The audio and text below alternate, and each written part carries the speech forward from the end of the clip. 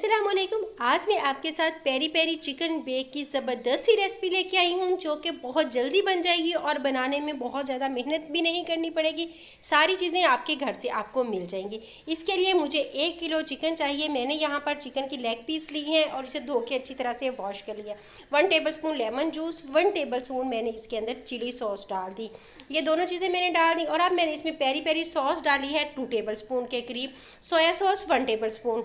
ये सारी चीज़ें मैंने इसके अंदर डाल दी और इसके बाद नमक है 1 टीस्पून और 1 टीस्पून ही सुरख मिर्च, दड़ा मिर्च जिसे बोलते हैं वो, जीरा हाफ़ टी स्पून, गरम मसाला हाफ़ टी स्पून, खुश्क धनिया का पाउडर हाफ़ टी स्पून। ये सारी चीज़ें मैंने इसके अंदर डाल दी हैं और इसको डालने के साथ ही मैंने इसे अच्छी तरह से कर लेना है मिक्स। इन सारी चीज़ों को मिक्स कर लेना है और उसके साथ ही मैंने इसे रख देना ओवरनाइट के लिए मैरिनेट करके। फिर उसके बाद मैंने लेनी है एक बेकिंग ट्रे जिसके अंदर मैंने इसे बेक करना है। उसे ऑयल से ग्रीस कर लेना है अच्छी तरह से ताकि चिकन साथ जो है वो चिपके नहीं।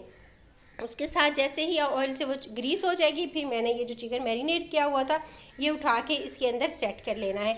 चिकन को जब मैं लेके आई थी उसके अंदर मैंने 1 टीस्पून नमक डाला था और 1 टीस्पून सिरका डाला था और उसे 1 घंटे के लिए रख दिया था और उसके बाद मैंने उसे वॉश किया था। तो अब ये सारा मैंने इसके अंदर चिकन सेट कर दिया और उसके बाद जो इसका एक्स्ट्रा बैटर था वो भी मैं इसके अंदर डाल दूँगी, जो इसकी ग्रेवी बची हुई थी जिसे हमने इसकी मैरिनेट किया था।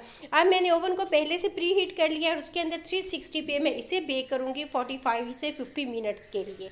तो अब मैं इसे रखूँगी पहले से प्री हीटेड ओवन में। आप चाहें तो आप इसे स्टीम भी कर सकते हैं।